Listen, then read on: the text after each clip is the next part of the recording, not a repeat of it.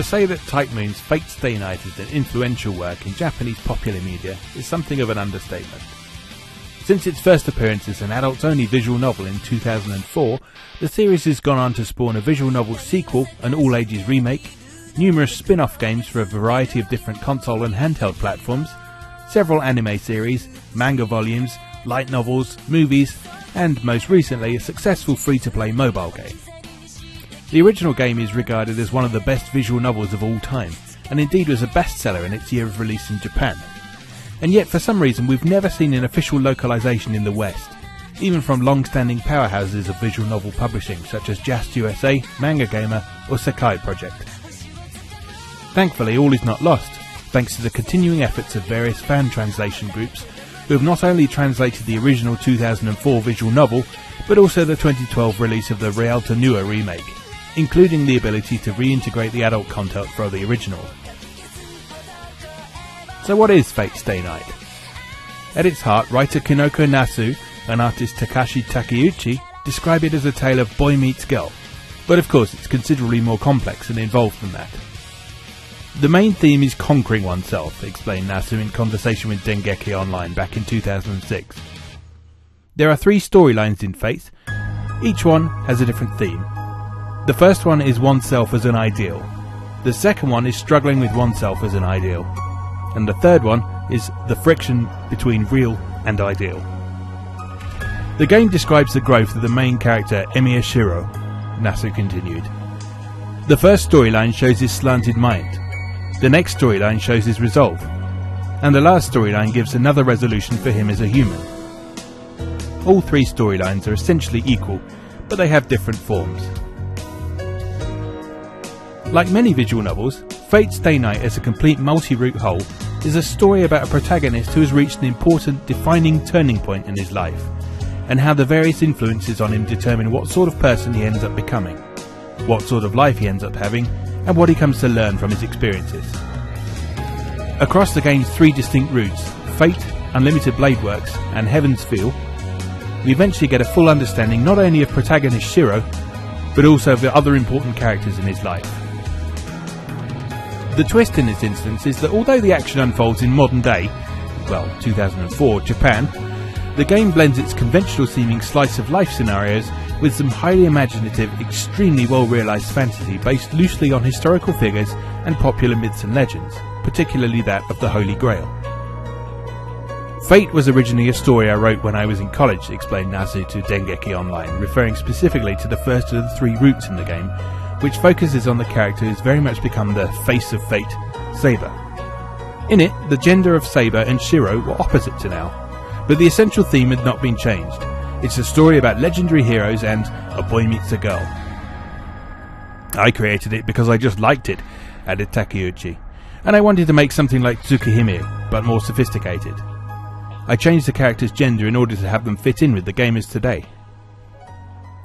The Tsukihime, which Takeuchi alluded to, is an earlier adult visual novel that Nasu and Takeuchi worked on together. Originally released at the Winter Comiket in 2000, this work, which, like Fate Stay Night, blends elements of everyday slice of life with fantastic supernatural elements, went on to become popular enough to spawn its own spin-offs in other media such as anime and manga, and was successful enough to inspire Nasu and Takeuchi to transition their doujin circle Type Moon from a low-key independent outfit into a full-on commercial venture.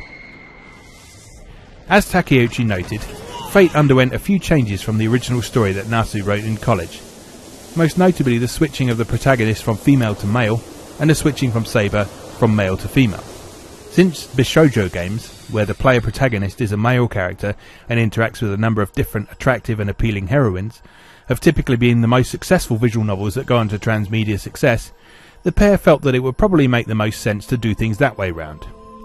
Though Nasu's original vision eventually saw partial realisation as Fate Prototype, a 12-minute OVA that got released alongside the final volume of the Carnival Phantasms spin-off series.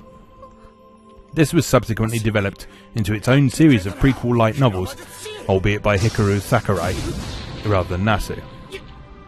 Nasu's influences include a variety of well-respected names in Japanese popular media, including Trigun creator Yasuhiro Naito, and respected horror and mystery writers such as Soji Shimada and Natsuhiko Kyogoku. Indeed, many of these influences can be keenly felt throughout Fate Stay Night, which is rather uncompromising in nature throughout, often confronting its characters with harsh adversity and horrific situations from which it is difficult to recover. In the early hours of Fate, protagonist Shiro finds himself all but killed rather violently 3 times in just one night. Were it not for the timely intervention of major heroines Saber and Rin Tosaka, his story would almost certainly be over before it really began. So what of that story? We'll explore each route in more detail in due course, but at its highest level it concerns the hidden existence of Magi in modern society and the matter of the Holy Grail War, a supernatural incident which occurs every so often. The war challenges 7 masters and their servants to battle one another in order to obtain the legendary artifact, or something that might be the legendary artifact anyway, and have their wish granted. One interesting aspect of Fate Stay Night's supernatural elements is the way it conjectures how something as abstract as traditional role-playing game mechanics might plausibly manifest themselves in the real world. Each of the 7 servants who are summoned by the masters have a distinct class. Besides Saber, there is also Archer, Lancer, Caster, Assassin, Berserker and Rider, as well as a unique skill in the form of their Noble Phantasm, a powerful, often physics-defying technique that relates to their legendary weapon and identity. The concept of the servant's true identity is key to Fate's overall lore. A servant is the embodiment of a heroic spirit, an existence created by the enduring renown or infamy of one who accomplished great things in their lifetime. What's interesting about them is that a heroic spirit doesn't necessarily reflect a real person, just someone with enduring fame. Whether they're just a legend or an actual historical figure is irrelevant, so long as people believe in them in one way or another. For example, the first servant we encounter in Fate is Lancer, who reveals his identity when he uses his Noble Phantasm and reveals his weapon to be the legendary spear Geibolg. Since the Noble Phantasm is inextricably tied to the heroic spirit, there is only one existence who could possibly wield this weapon, Cuchulainn from the Ulster cycle of Irish mythology.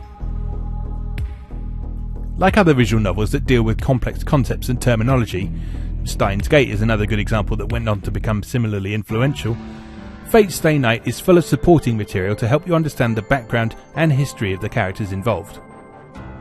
Unusually, rather than being presented externally from the main narrative as with Steins Gate's excellent tips feature, this information is explicitly provided to the protagonist as part of the narrative. He's presented with a book that, he's told, will populate itself with information about the various servants involved in the Holy Grail War as he learns their true identities. In-game, once Shiro has received the book, you, the player, gain access to the status menu, where you can review information on any servant you've encountered, including a potted history of their life and accomplishments, their strengths and weaknesses in various areas, their abilities and skills, and even a breakdown of how their Noble Phantasm works. Since Fate Stay Night is a pure visual novel with no interactive gameplay content besides a number of choices to make throughout the narrative, many of which lead to a delightful array of bad endings, this information is entirely background colour.